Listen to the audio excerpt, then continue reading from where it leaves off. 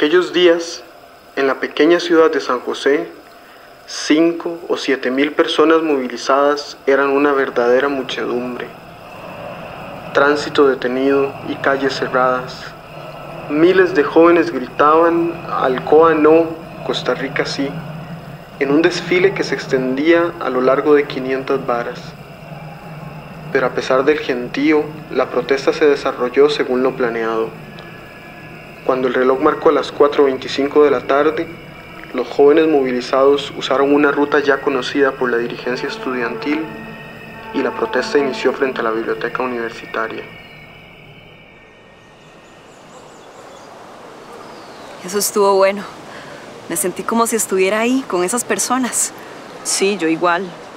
¿Quién es este escritor? Se llama Randall Chávez y escribió un libro que se llama Rebeldía en la Memoria, que habla acerca del movimiento estudiantil contra Alcoa. ¿Sabes qué es lo más interesante de ese libro? ¿Qué? Que escribe la historia desde algo no tradicional. O sea,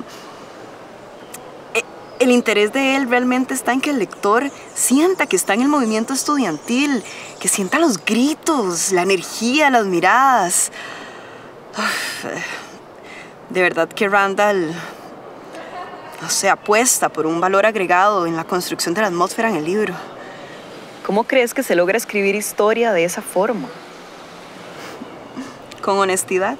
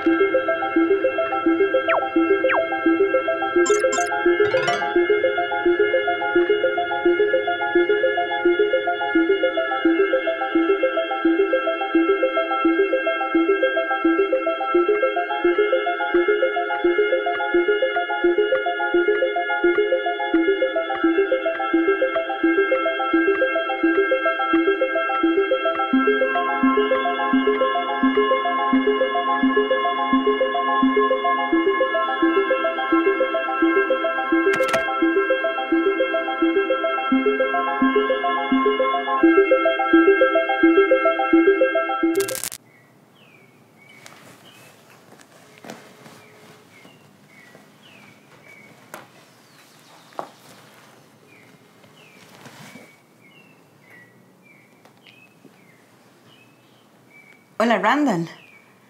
Pura vida, ¿cómo estás? Te habla Paz del documental. Bien, bien. ¿Y vos qué tal? Ah, qué bueno. Sí, ya me lo terminé de leer. Sí, de hecho, Caro me había hablado súper bien del libro y tenía razón. Sí, justamente por eso te estoy hablando, para confirmar la cita de hoy para la entrevista. ¿Está bien? Sí, eso queda como por la U, ¿verdad? Ok. ¿Y la hora te queda bien? ¿Está bien? Sí, no hay ningún problema. Está bien, te mando un mensaje antes de llegar. Bueno, nos vemos, pura vida.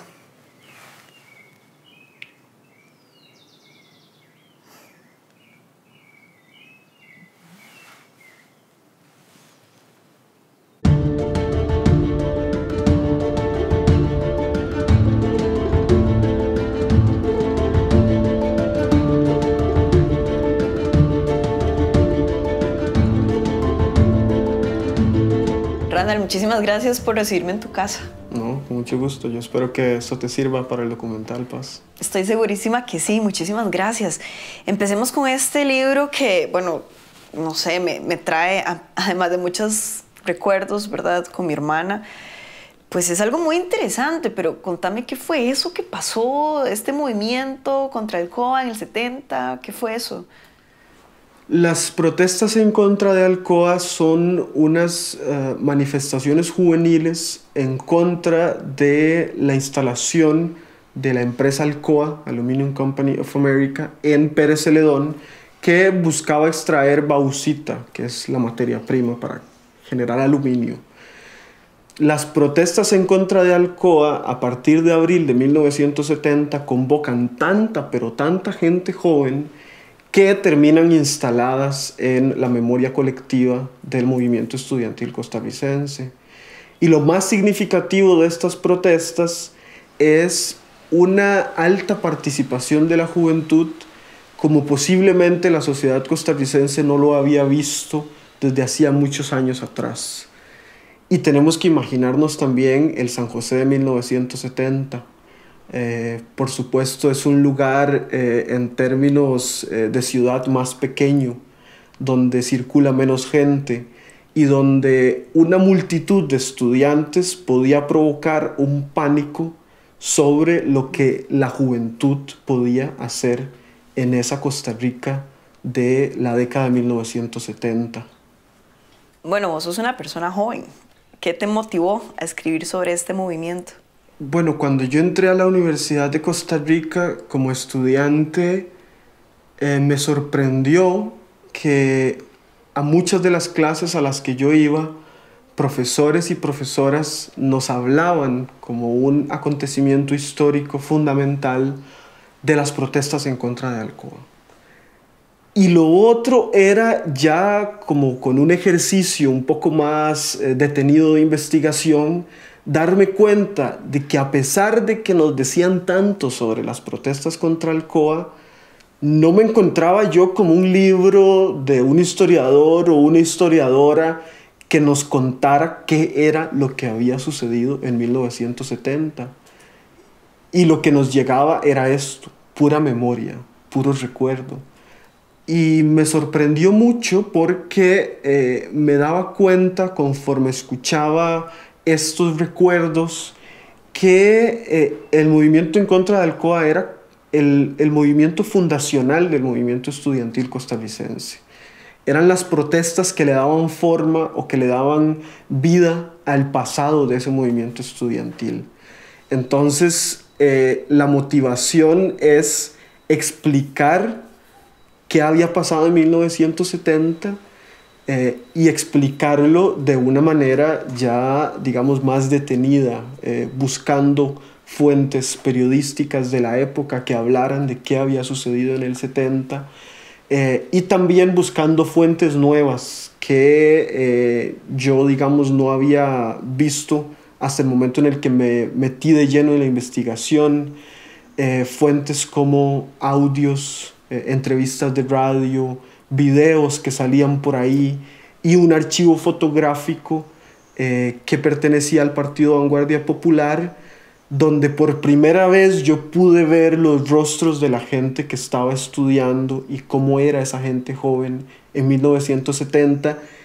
Y ahí entendí que esa muchedumbre metida en ese espacio de Cuesta Moras, protestando frente a la Asamblea Legislativa en contra de una gran empresa transnacional, pues evidentemente tenía mucho que ver con lo que nos estaban transmitiendo otras personas en la Universidad de Costa Rica. Los años 70, no solamente en Costa Rica, sino también a nivel mundial, fueron de mucho movimiento político, social, hubo muchas manifestaciones. ¿Qué implicó eso en la Costa Rica de ese momento? Sí, en 1968 esas protestas juveniles en Francia, ¿no? que hacían pensar que algo estaba cambiando en términos transnacionales,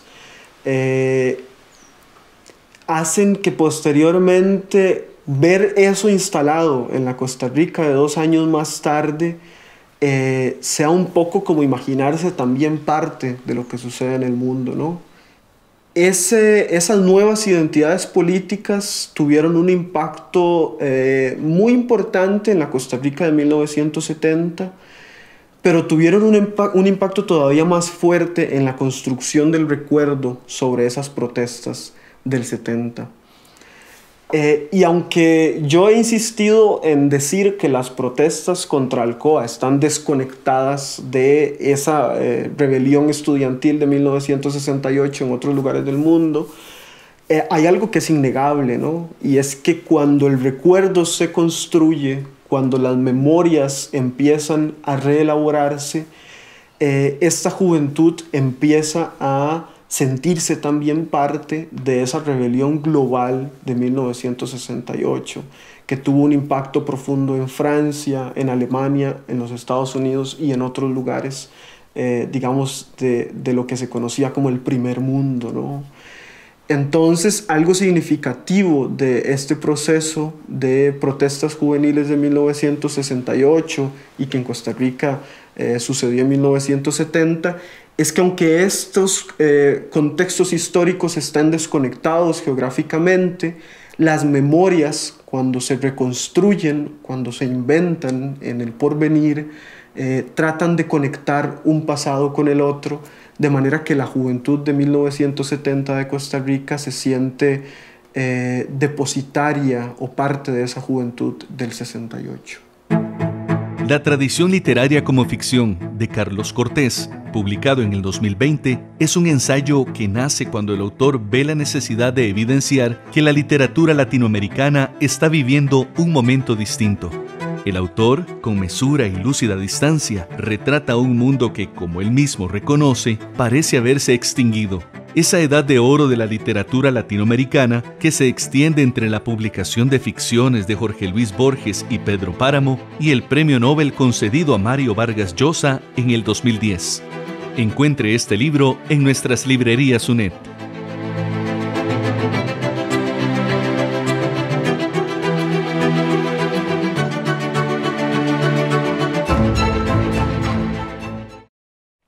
Cuando una lee Rebeldía en la memoria, es como muy interesante porque, a ver, una se sumerge en la atmósfera, ¿verdad?, estudiantil.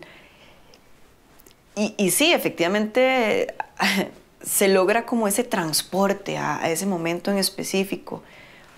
¿Cuál era el objetivo que tuviste al escribir de esta manera con respecto a las personas lectoras?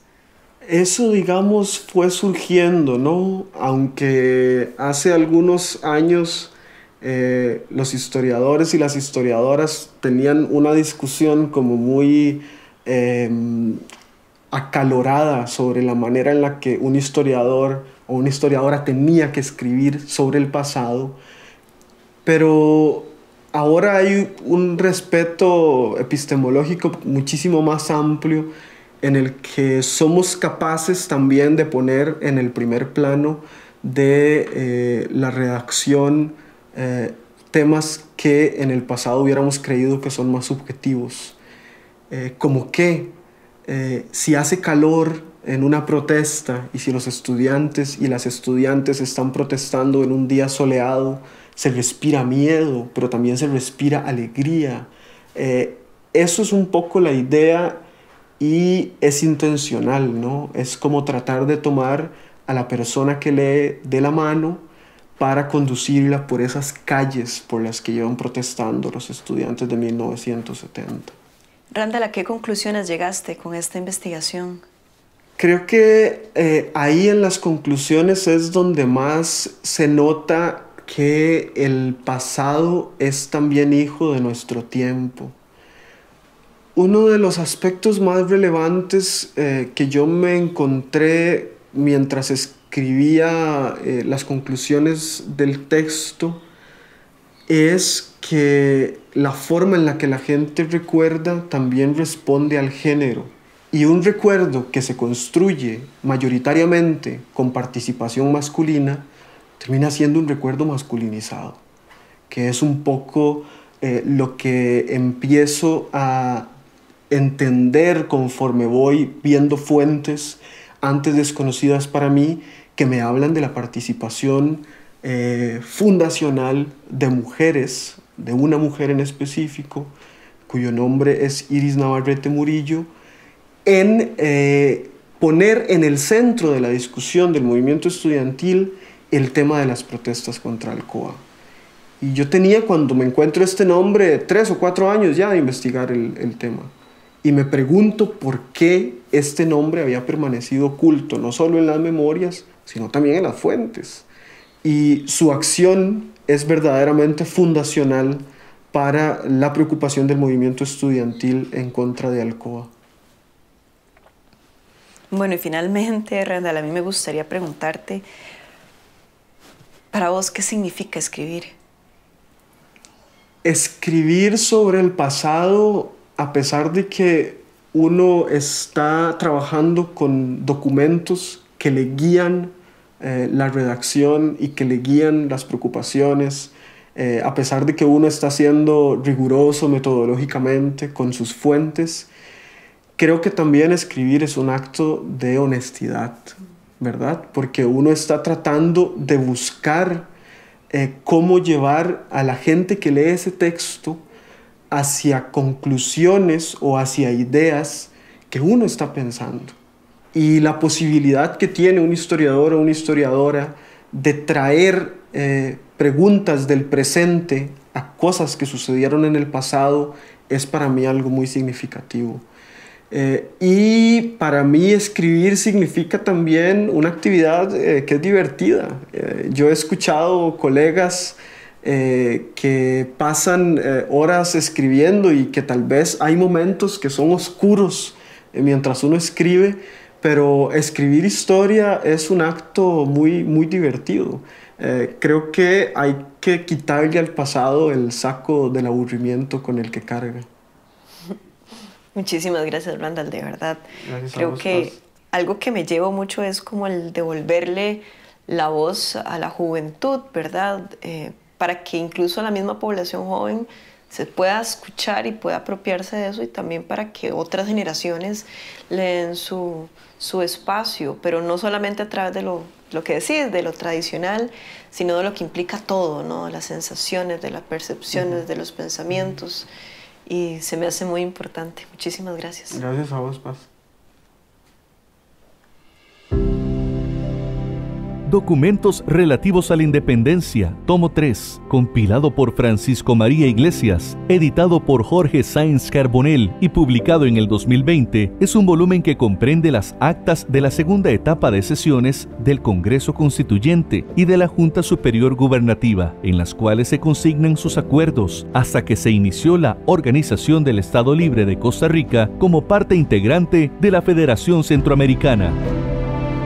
Este compendio impreso se puede encontrar en nuestras librerías UNED.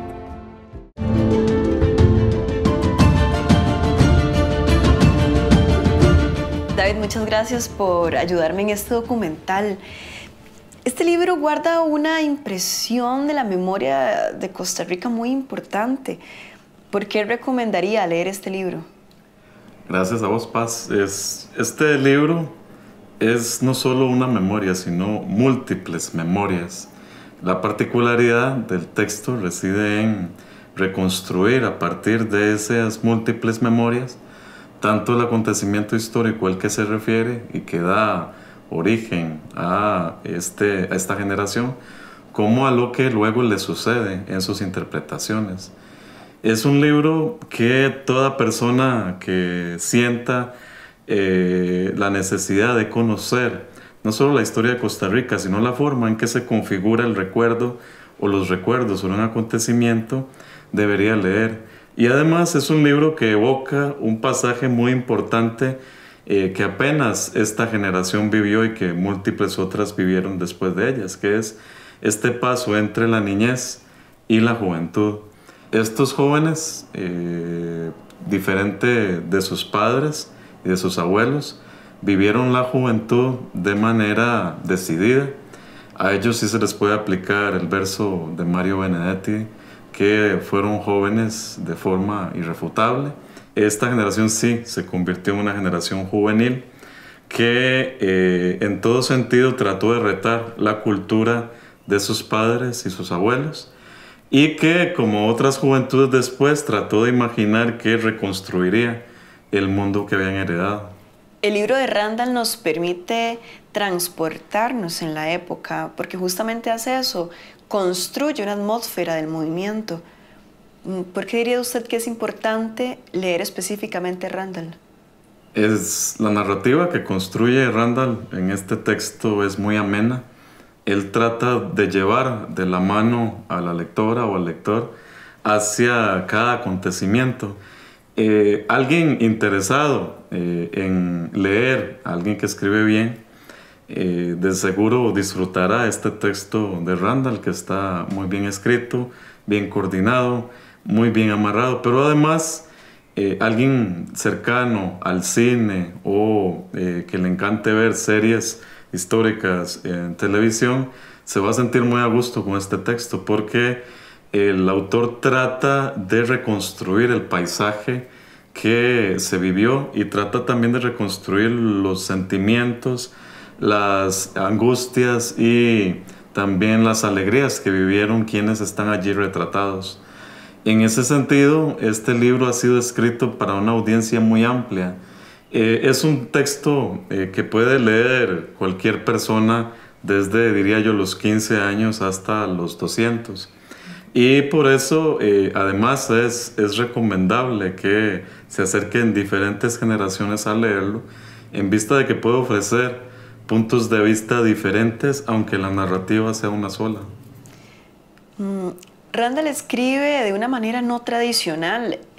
Él apela a las sensaciones y me pregunto si justamente esta manera de escribir promueve que las personas sigan leyendo historia. Sí, eso es muy interesante. La escritura de Randall intenta retornar la historia a los cauces de la narrativa. Y eso se debe subrayar. Randall trata de reconstruir el pasado que él está estudiando a partir de un intento de literatura histórica. Digamos, su fin fundamental es transmitir los sentimientos, las emociones, las formas de construcción del pasado que esas personas que lo narraron o que lo escribieron tuvieron. Es un libro que trata de recuperar el sabor de época, el espíritu de una generación que se sintió que podía tocar el cielo de verdad y que ese era el momento en que podía lograrlo. En ese sentido, me parece que atrae a mayor público, atrae además una variedad de miradas y también, por qué no decirlo, vuelve posible la creación literaria a partir de los hechos históricos. Este texto muy fácilmente se puede convertir en una serie televisiva o en una película en vista de ese estilo particular del autor. Literatura que hace sentir la historia. Esa es una muy buena descripción. De hecho, deberían ponerla en la portada del libro. Muchas gracias, David. Nuestros ojos han sido entrenados desde el primer día para ver lo que queremos.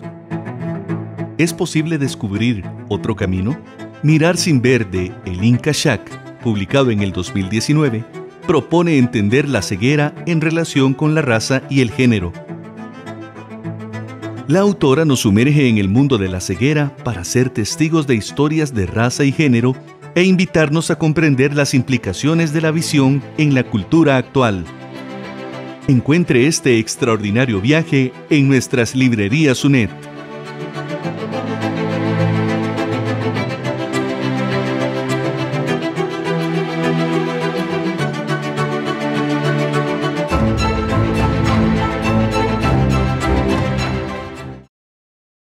¿Qué estás pensando? Creo que estamos haciendo algo similar a Randall. ¿Por qué lo decís? Bueno, porque estamos tratando de dejar una memoria sobre la literatura costarricense. Es otro lenguaje, pero el objetivo es el mismo.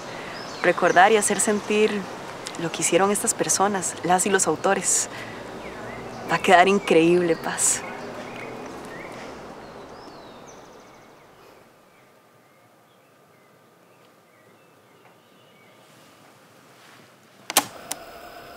El 24 de abril de 1970 se lleva a cabo la mayor manifestación en defensa de nuestros recursos naturales y la soberanía nacional que registra la historia de Costa Rica. Estudiantes universitarios, colegios de diferentes credos, obreros, sindicatos, empleados públicos, todos se reunieron ese día al frente de la Asamblea Legislativa y a una sola voz dijeron: Alcoa, no.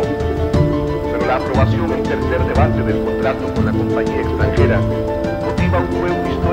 tranquilo y de paz a manifestar de muchas formas su descontento. Cuando regresemos, Alcoa